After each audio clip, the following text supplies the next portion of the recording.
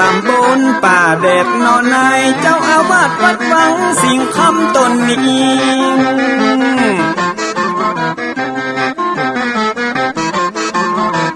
อนุรักษ์ของเก่าล้านนาก่อนกี่เมื่อลูกหลานเฮาตี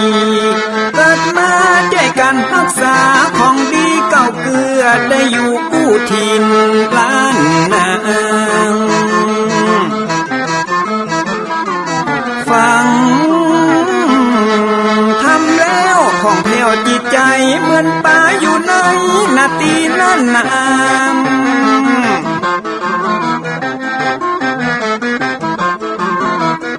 เหมือนไม้สลีอันมีไม้กำเหมือนเสืออยู่ทำมาดงดอยคุณเขาสุขของมนุษย์ยิ่งใจหมู่เฮาสุขที่ได้เอาธรรมะห่มตุ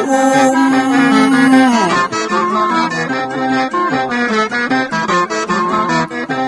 ใจคนใดมีธรรมห่อหุ้มใจคนนั้นจุมใจบ้านมันอยู่วิมานเวียงวังจันแก้วบ่มีในเต้าแล้วน้อง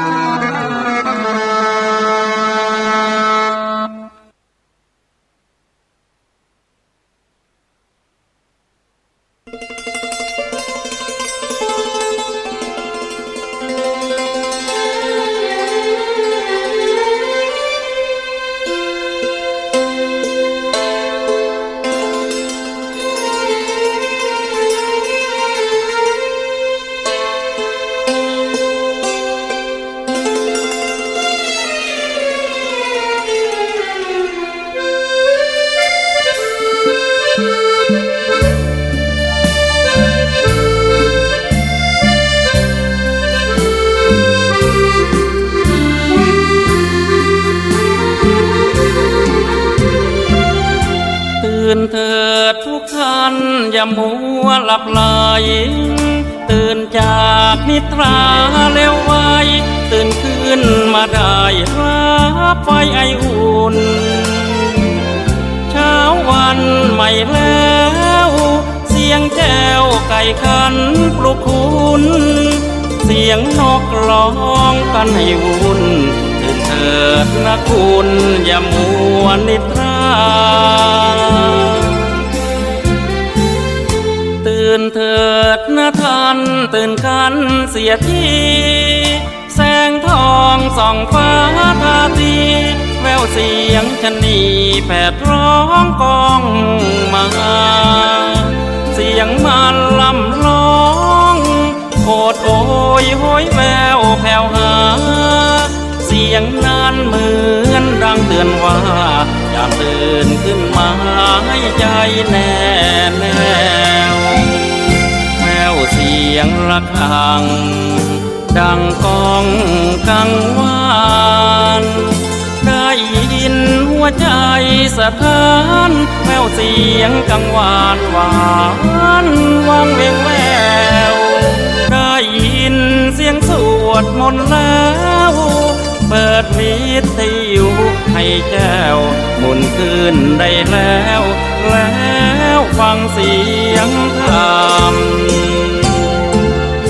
ตื่นเถิดนะท่านตื่นกันเถิดนาแสงทองเริ่มจับขอบฟ้าเลือเหลืองนภาจากผาเย็นยามพบสุขเถิดคุณด้วยบุญที่เคยได้ทำเปิดวิทยุชาวค่ำเปิดฟังเสียงธรรมน้อมนำสู่ใจ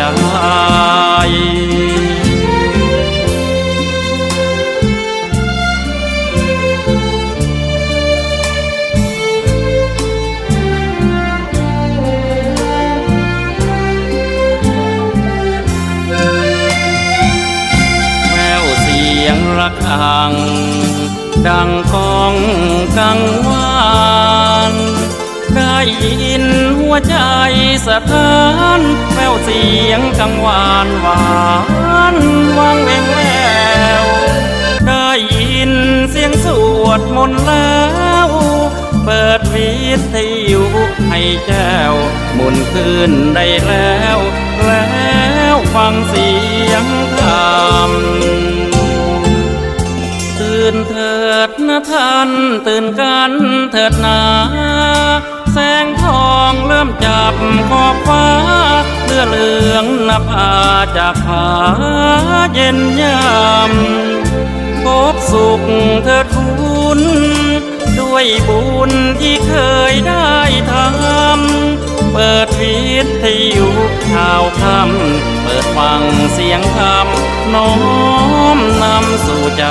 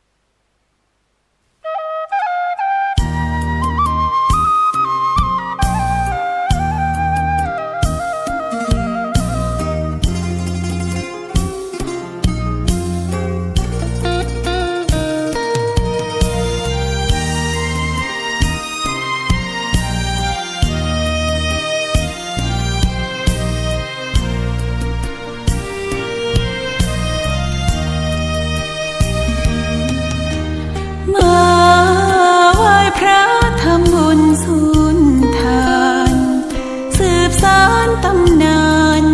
โบราณกาลนานมีวัดวังสิงห์ค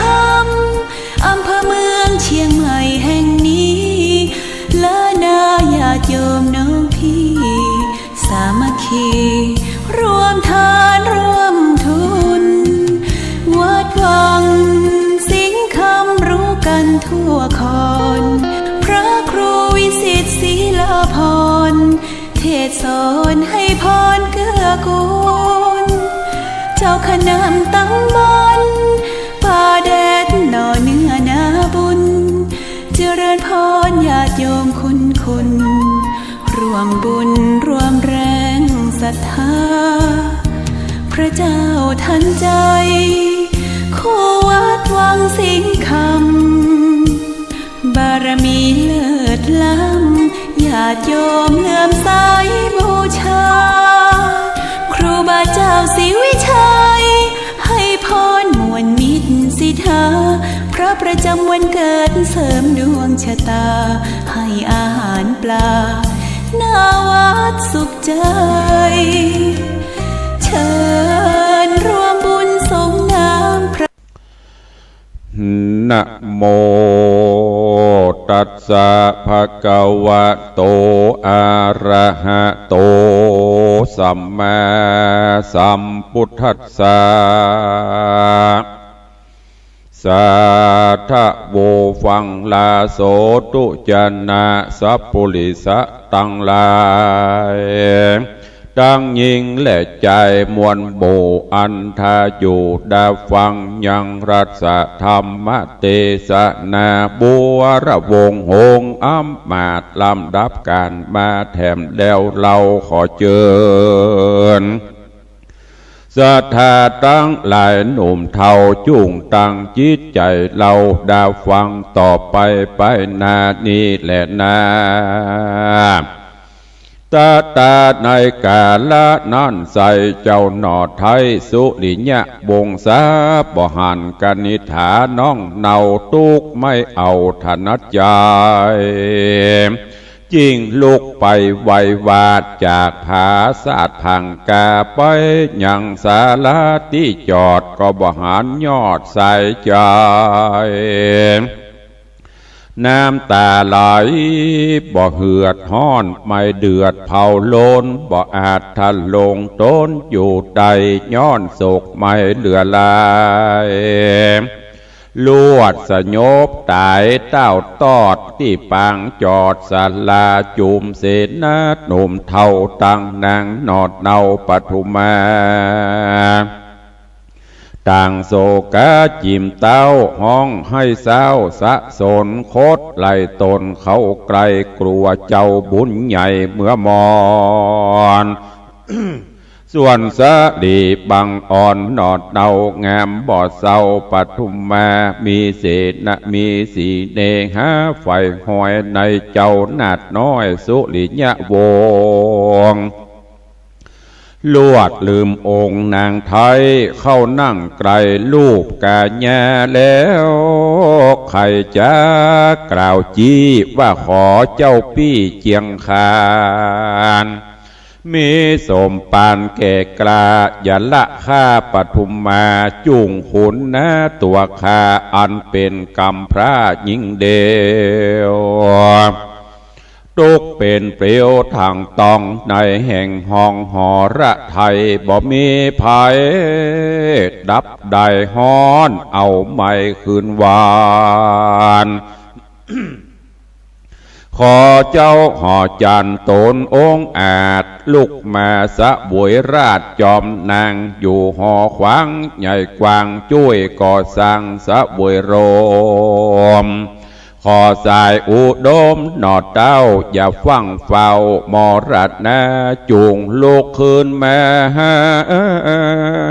อย่าจ้าฮือหันต่อหน้าเรียวปาน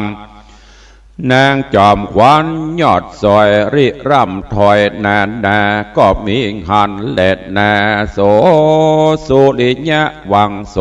ส่วนว่าเจ้าสุริยะวงผ่านเพว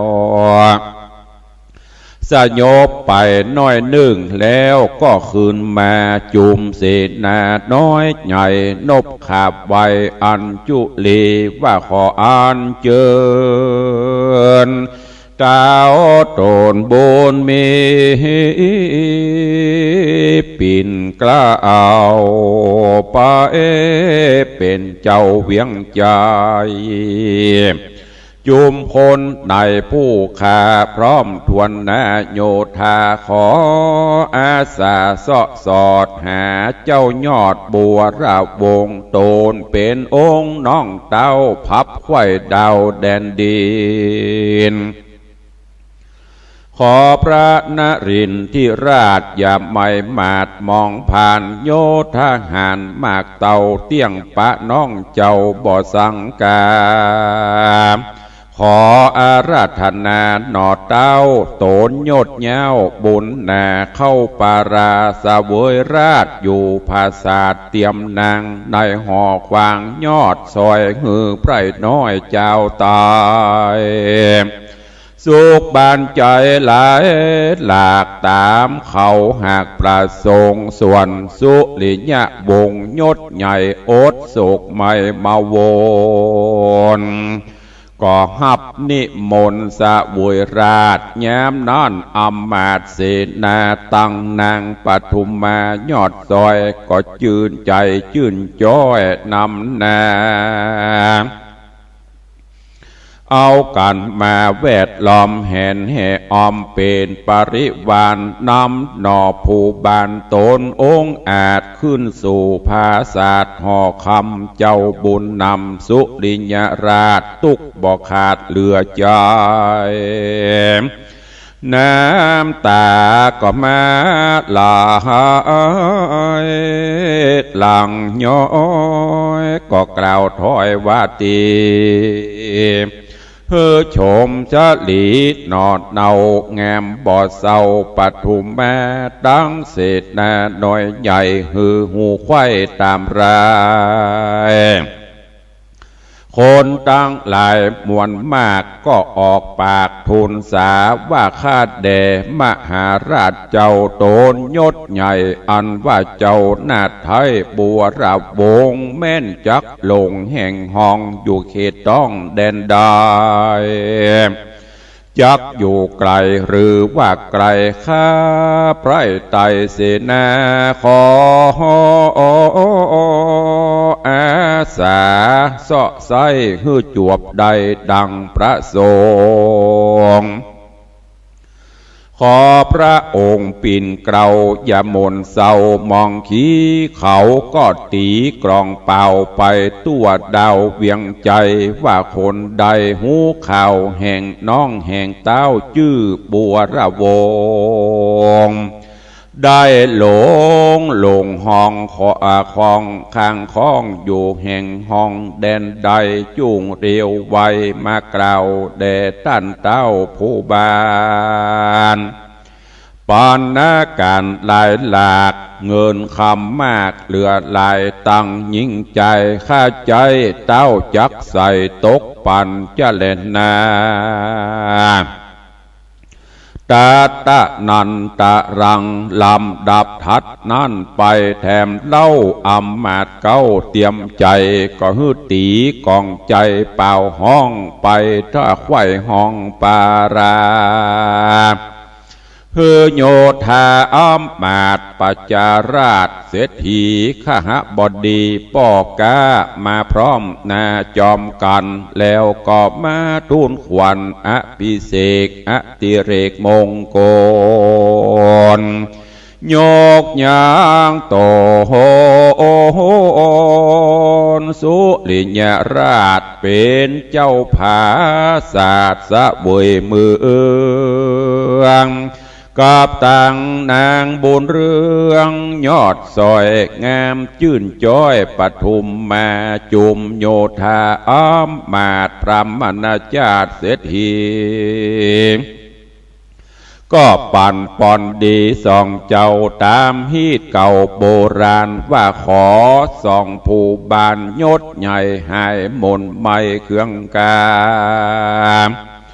จุมไผ่ญาพญาติอย่าได้มาปาดอินทรีศัตรูหนีห่างคางเป็นเจ้าจ้างเอกลาจาฮือประจาไพร่น้อยอยู่จื่นจ้อยเจยบา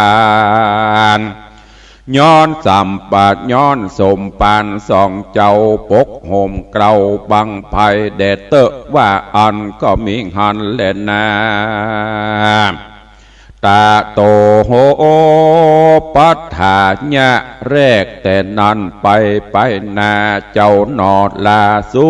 ริยะวงศากับนางปทุมมานอนาวได้เป็นเจ้าปัญจลนกรบ่ไม้ถอนลาพรากเว้นเสียจากกองธรรมบ่มัวดำกระยาบบ่ขนาบหิงสาจุมพระจาไพร่ไตบ่เดือดไม่มองผ่านอยู่สำราญตัวต้องคงเขตห้องเวียงใจเสนาในผู้เท่าอำมาตย์เก้าปโรหิตาจารย์ก็ทูลสารก้มเกล่าไว้ซึ่งเจ้าบุญภายว่าอุปมาไม้เมียดไว้คือไม้ใหญ่โปสะไร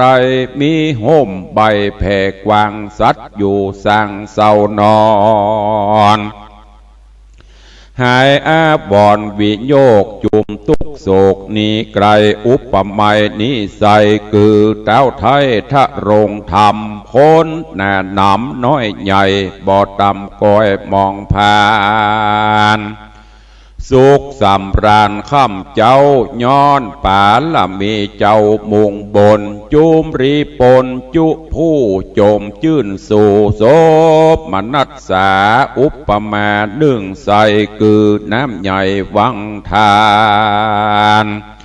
สัตว์สำราญอยู่สังจุฝั่งข้างแดนดอนปูป่าจอนโจมจื่นน้ำไหลรื่นเย็นใจกันคนใดลงอาบเย็นสลาบกาญาโอปะมานิสัยคือเต้าไทยบุญเรืองสะเวยเมืองใหญ่กว้างจุมไพรอ่างเจยบานแหลนาโสสุริยะวังโสส่วนสุริยะวงนอนเนาได้เป็นเจ้าภาพเวียงใจยังอะไรบ่แล้วยังน้องแก้วบัวระวงมีใจโจงด้านสอดข้านิ่งรอดกองหาว่าคนใดจะเท่าเท่าจักมากล่าวใครปันว่าเจ้าจอมขวัญน้องปี้ตกอยู่ที่แดนใด ตกแดนไกลหรือไกลตุกยากไรเครื่องขี่หรือเป็นดีโจมจืนอยู่ที่อื่นแดนไกลบอบมีไผ่สักผู้จักมากล่าวอูปันฟังเจ้าก็ยังเยินกลั่นอดอยู่หันเมินนานโศกตุกผ่ามองผ่านลายแหล่ตกโถมแผ่หอระไทยส่วนเสนาในน้อยใหญ่อันไปเสาะไสสะแวงหามยังกานิษฐาน้องเจ้าควายป่าเสาดงดอนเถิ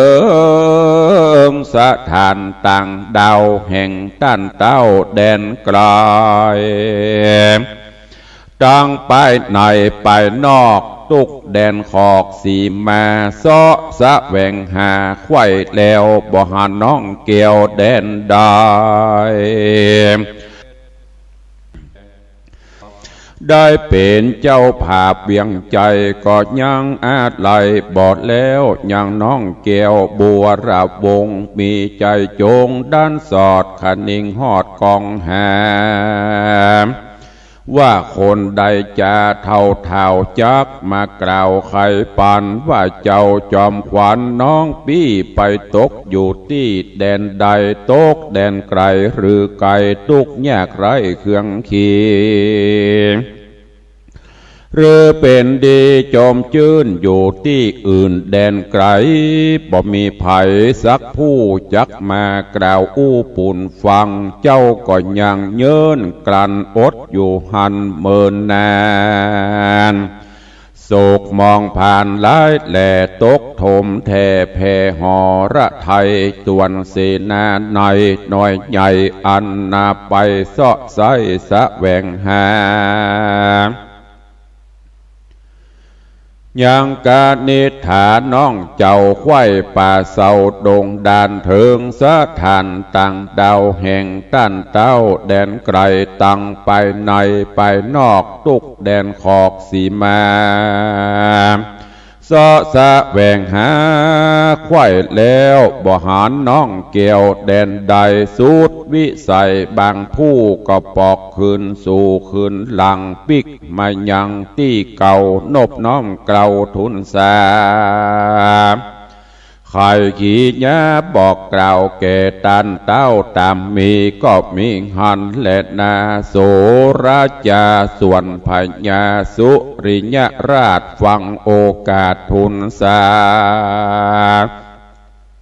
แห่งเศษนาพวกใจตุกเอาไม่โถมท้องน้ำตาลนองบอกเหือดห้อนไม่เดือดนาน้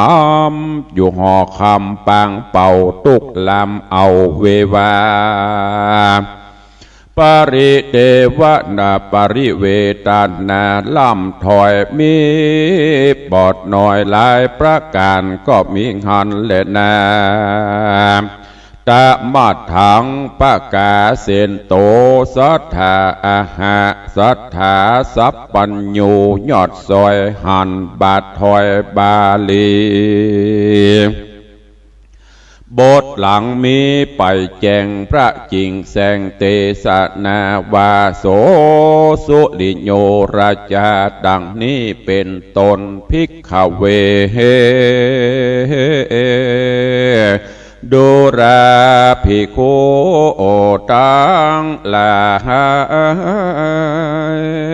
ตนเป็นสายอริยญาติเยื่อนักปราชญ์ลงญา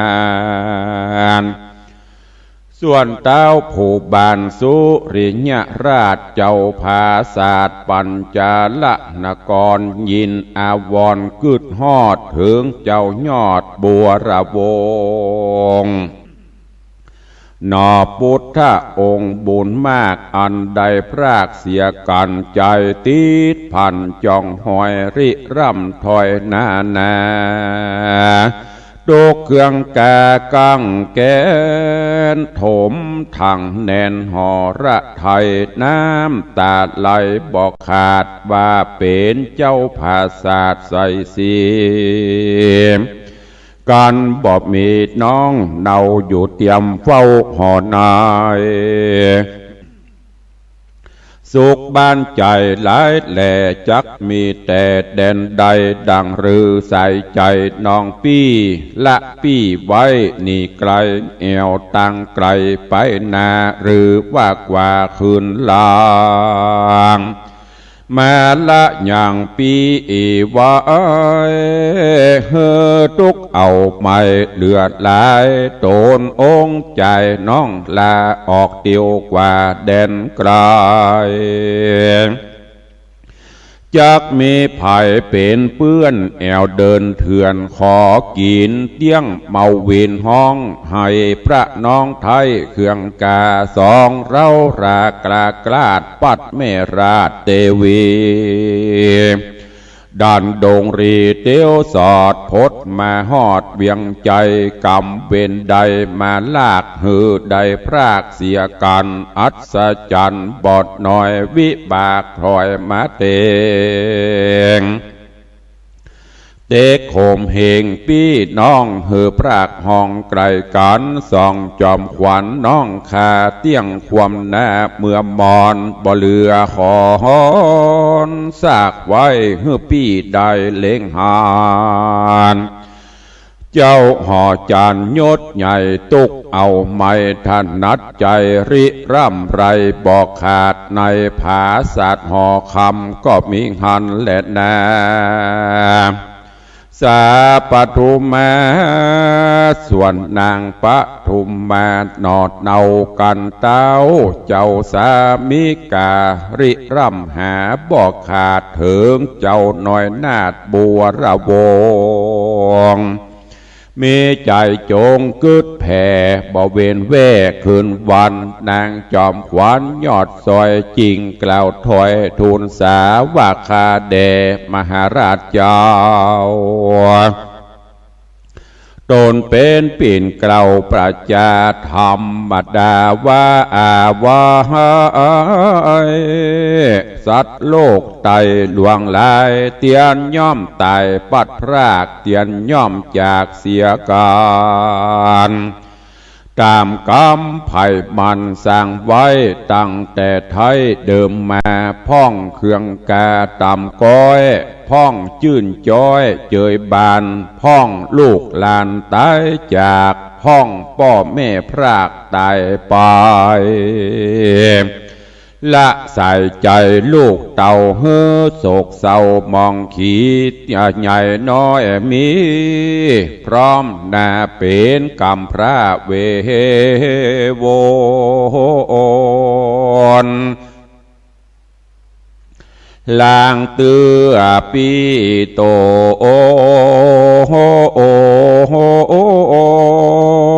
หายจากลางเตือน้องก็มาพรากให้ตาเนินนาขอมหาราชเจ้าตนเป็นปิ่นเกลาเจ้าไตอย่าเคืองใจ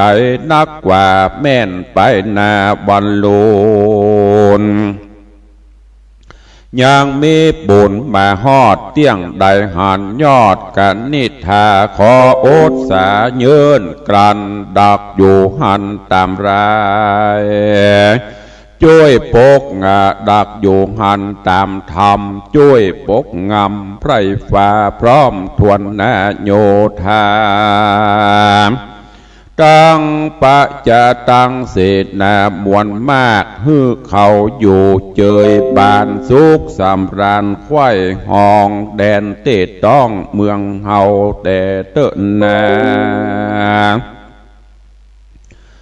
ส่วนเต้าโสลิยะวงยอดซอยได้ยินถอยวาตีแห่งเตวียศใหญ่เต้าโอดได้เป็นคราวสืบวันยาวไปนากันตุกโศกกราบมีมา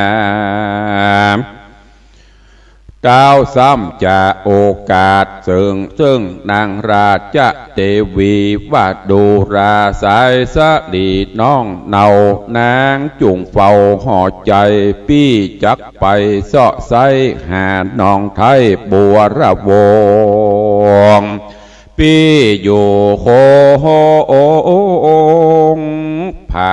ศาสตร์งามสะอาดเหลือหลายน้องปี้หายพรากนาบ่หูกว่าแดนใดขอใส่ใจน้องเนาโอดอยู่เฝ้าห่อคำจูงฟังกำแห่งปี้อดอยู่นี่รอราปี้ไกลกลาเตียวต้องไปสู่ห้องแดนไกลกันสมใจไฟหอยปะน้องน้อยบัวระวงปี้จักป่าองค์น้องจันปิกสอดดันขึ้นมานางยาลาสาประมาทอยู่สะบวยราชแตนเมืองนางอยากเคืองต่ำก้อยอย่าตุกโศกซอยหน้าน้ำอยู่หอคำใหญ่กว้างเฮือไพรอ่างเจยบานบ่อปอนานแต่เล่าปี้จักปอกเต้าคืนมานางโสภาน้อยนาดฟังเต้าที่ราชไข่ปานหัวอกตันต่ำก่อยน้ำตาย้อยลำไหลจริงกล่าวกำงามจริงกล่าวกำงามตันเล่าว่าคาเดเจ้าสามิกาสันใดจ้าพี่เจ้าจักมาละน้องเดาเสียหนีไก่โขงเวียงใจใหญ่กว้างเตี้ยงเป่าวางเสียโซนเหตุบ่มีขูนยศใหญ่เสกเหนือไตมีมาจุมเสนาอำมาตย์ปัจจราชคนนายจากตกใจหลายแหล่บอกเวนแวกคืนวันกันปีพันกลาพรากละน้องจากพันภายน้องเตี้ยงตายมุกหมู่บ่อาจอยู่นานไป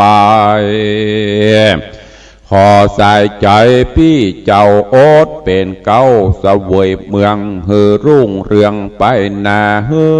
อไพรฟ้าเจยบานแถมประการหนึ่งเล่าขอเต้าเจ้าบุญมีโอดขานตีตั้งมันคนสอดดันมีหลายพ้องพันภายปอกเต้าคืนที่เก่าเหือนโตนบางพองก็เดียวโหนต่างดาวแดนเขตเต้าเมืองไกลพ้องเข้าดงไพรป่าไม้เปื้อเสาะไส้คงควายมีดหลวงลายบอดหน่อยนับอ่านร้อยกันนาพงปอกมาบางผู้ขอโอดอยู่ดาวฟังแม่นบุญยังน้องเต้าตกอยู่ดาวแดนดอยคนผู้ไปเสาะสอดเตี้ยงใดตอดตาหันลูกเจ้าจอหอจันยศใหญ่จักเหมือนไพรใดบ่หอนมีกามสิ่งกีก้าใหญ่แม่นตกใส่เปอะโตมก็ยังโงมเอาได้เหตุสีไปสะเมอกันราชหงพันไปอยู่กับจุมหมู่แห่งกาคนไปหาคนไปมาหันใส่บ่หูใดสับปันการมีควันเป็นจ้อปุ้งขึ้นต่อเวหาไกลใกล้ไก่ตาย่อมหูว่ากองไฟอยู่แดนใดอุปไมยนิสัยคือลูกเต่าไทยผ่าปาลาย่อมมีพญาองค์อาจจบฉลาดสิบปกุลย่อมหูบุญและบาปตามสุภาพกองธรรมบ่มัวดำจะถอยจากโต๊กต่ำต่อยบ่หอนมีแม่นได้หนีกลาพรากย้อนวิบากต่อโจรได้ถูกโจรทำหมอดเตียนย่อมรอดต่างวาย บ่หอนตาตันข้าแม่นต่ำจะตกผ่านบ่ปอนานแต่ใส่เตียนย้อมได้เป็นดีเตจะมีอาจกราหรือตัวนาจุมปูขออินดูน้องเนาอันโศกเศร้ามองผ่านการสมปานปางก่อนมาไล่ตอนตัวตันเตียงได้หันดองไทยดังกึดไฟกิตนาสุดิญะบงสาธิราชฟังโอวาทวาตีแห่งเทวียอดซอยแม่นถูกถอยกองธรรมเจ้าห่อคำยศใหญ่หูขวาดใดขันตีแปลงใจดีตั้งมันโอดเยื่อนกันอะไรยังใส่ใจน้องเนาโอดเป็นเจ้าสะบวยเมืองกับนางบุญเรืองน้อยนาฏพันนพิราชปทุมมา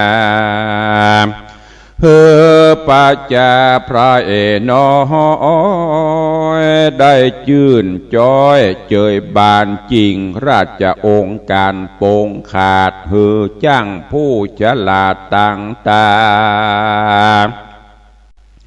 แปลงศาลากว้างใหญ่หิมต่างไต่ไปมากลางปาลาเตต้องในเขตห้องปุเรการแปลงดี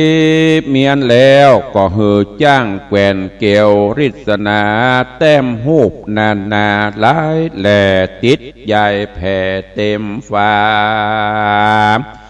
เกือหูบเมืองจำป่าใหญ่กว้างหูบพระเจ้าจ้างห่อใจเป็นโรคาภัยพญาติสองเจ้าน้อยนาดนอกษัตริย์บัวระบัดอยู่ไกล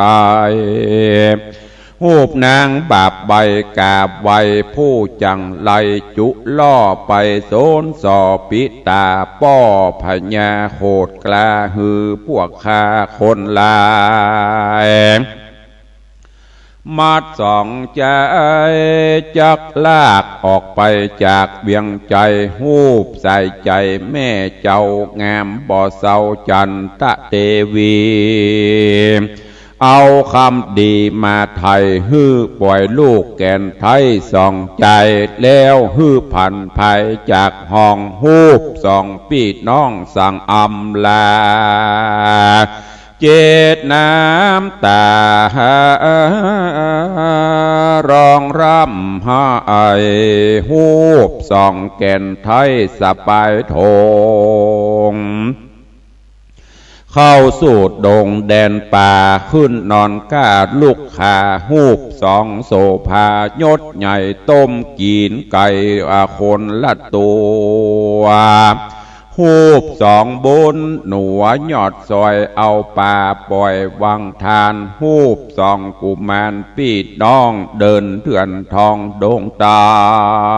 ลหลายคืนบันล่วงแล้วมาฮอดเมืองเกี้ยวปัญจลนครแล้วมานอนยังจอดในห้องยอดศาลา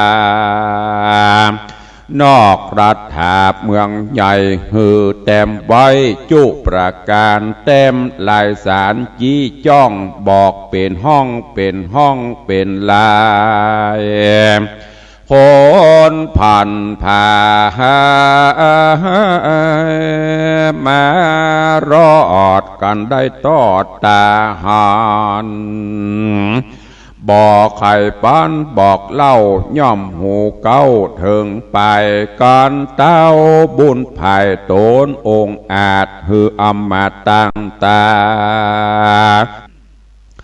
ตกแต่งดาพร้อมแล้วเต้าตนเกี้ยวผู้บานก็หือนายนักการหนุ่มเทาไปอยู่เฝ้าศาลาฮือแต่งดาจุสิ่งเขานามยิงปัจจัยพื้นครัวใบแผ่นผ้าตั้งเครื่องแงะอลังการ เจ้าหือตานปลอมไข่บ่เวนไว้อันใดส่วนห่อเจ้าห่อใจสุริยราชกับนางนาถปทุมมาสะเวยปาลาใหญ่กว้างจุมไพรอ่างยอกูลจุมหมู่ขุนหนุ่มเทาเสนาเก้านางหน่อยสุกบานใจลายหลากจุผู้หากโสมนัสสากิตตกิตติลือจาแห่งเต้าแผ่หลอดดาวแดนไกลก็มีหอนและนาตีนี้จากวันนาจะลอดถึงนางยอดจันทเทวีแม่สองสาลีหนุ่มเนากันลูกเต่าใส่ใจได้หนีไกลจากห้องเข้าเขตต้องดงรีนางเทวีแม่ไทยตุกโศกไม่ขี่มองน้ำตาน้องบอกขาดตุกไม่มาดเลือลายยามแรงไงคาบเขาแม่พระแม่เจ้าร่ำเรโลนว่าลูกสองคนแห่งแม่ตกอยู่แก่สันดายสองสายใจลูกเต่าบอกเคยเข้าดงดอนจักลับนอนหรือใดกลางป่าไม้ดงดานสองกุมารดอดเดาเตี้ยงโศกเศร้านำนาย่ำหินผาแก้มแห่เป็นตุกแก่เลือนลายย้ำสองบุญภายกรรมพระนอนอยู่หน้าผาจานายอารัญญาป่าไม้สัดถอยไรเนืองนันคือเสือเหลืองเสือโครงห้องเสียงกว่าเสียงทรงโดงรีราชสีแลดจางงูปากกวางตัวหลวงซัดปันปวงตัวหายย่อมต้องพายไปมาในดงนาเถื่อนทองมีจุห้องดงตาลสองจอมขวานแก่นไทยเตี้ยงร้องไห้เวโบนบานีโตนแห่งแม่ตุกนักเกตนานามดังปืนคำเสียบต้องในแห่งห้องหอละไทยเหตุสองสายใจนอดลาปัดพรากนาไกลตาแม่หันคนนานามวลหมู่ล่าเล่นอยู่จอมกันพอบ่หันลูกเต่าสองนอดเนาแม่เหมือนตายขอส่องบุญภายนอดไทยดันป่าไม้สวดสดีศาสตร์ให้มีหลายแหล่ขอเวนเว่เสียไกลเคราะห์จังไรอุบาทอย่ามาปาดสันดานขอสมปานช่วยกำหือล่วงลำอนตรายการบอดตายควมนาหือได้เป็นเจ้าฟ้าภาปุรีนางเทวีโยศใหญ่ร้องล่ำไห้ปริเวทนาริร่ำหาบอกขาดอย่างสองหน่อยนาดบุตรตาก็มีวานนั้นและนานิติตังขีญาสังวันนาวิเศษจะห้องเหตุยังบัวระวงหงอำมาตตอนที่8ก็บังโกมสมเรศเดชก็จบไปกันแถมตอนหนึ่งในเรื่องของบัวระวงหงอำมาตเรื่องราวก็ม่วนงานสันเล่าได้สาระคติธรรมที่จะได้น้อมนำไปประพฤติปฏิบัติตอนนี้ตั้งสุริยะบงอันเป็นปีก็มาคือตึงหาบัวระวงน้องที่ได้ปัดได้พรากได้จากกันไป ทีแรกก็จะขออำลาปทุมมาเพื่อที่จะไปเสาะหาน้องพ่อบอกฮู้ว่าน้องไปอยู่แห่งโหนตำบลใดตุกโศกาอาดูลปันใดพ่องจุดเติงหาหยุดถึงวันเคยอยู่เคยกินเคยอยู่อันมาด้วยกันเคยเล่นเคยหนวดด้วยกันปทุมมาก็เลยอ้อนบอนขอโดยบอกว่าปีเหยลูกกษัตริย์เปรียบเสมือนหงส์กับกามันอยู่ด้วยกันมันถึงหูแล้วยิ่งเป็นลูกเจ้าฟ้ามหากษัตริย์จะอีบันใดบันหนึ่งก็คงจะมีคนหูคนหันข่าวก็คงจะแจ้งมาหาเฮาถ้าปีละจากบ้านจากเมืองไปน้องอยู่คนเดียวก็จะโศกาอาดูลปทุมมาก็อู้เหตุอู้ผลฮือกับสุริยะวงศ์ได้หูสุริยะวงศ์ก็มาคิดว่าคงจะเป็นเจ้าอันแต่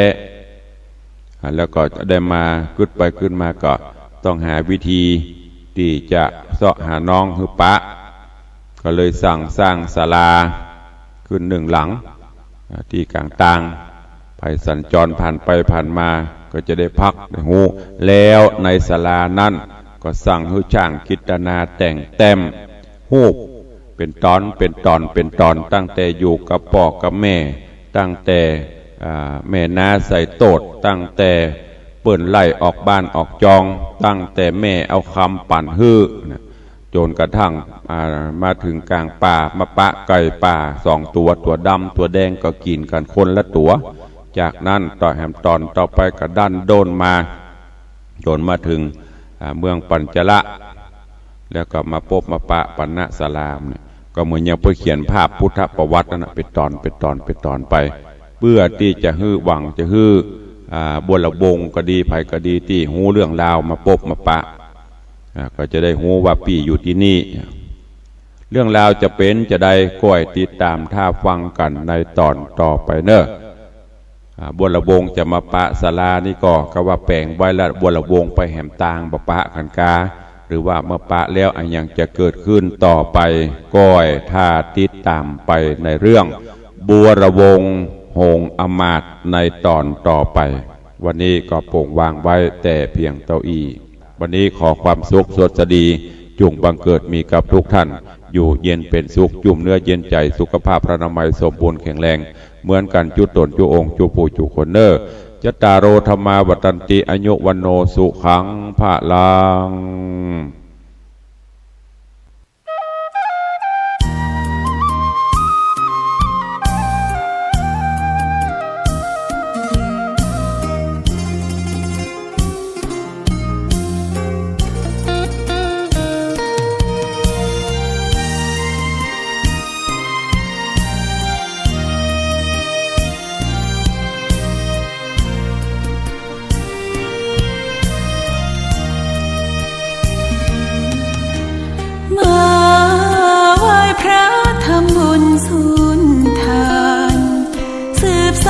ตำนานโบราณกาลนานมีวัดวังสิงคำอำเภอเมืองเชียงใหม่แห่งนี้และนาญาติโยมน้องพี่สามัคคีรวมทานร่วมทุนวัดวังสิงคำรู้กันทั่วคอนพระครูวิสิตศิลาภรณ์เทศสอนให้พรเกื้อกูลเจ้าคณะตำบลป่าแดดหน่อเนื้อนาบุญเจริญพรญาติโยมคุณร่วมบุญร่วมแรงศรัทธาพระเจ้าทันใจคู่วัดวังสิงคำบารมีเลิศล้ำญาติโยมเลื่อมใสบูชาครูบาเจ้าศรีวิชัยให้พรมวลมิตรสิทธาพระประจำวันเกิดเสริมดวงชะตาให้อาหารปลาหน้าวัดสุขใจเชิญร่วมบุญสงน้ำพระธาตุน้อมใจอภิวาทขอบุญสุขใจสุขกายไหว้พระ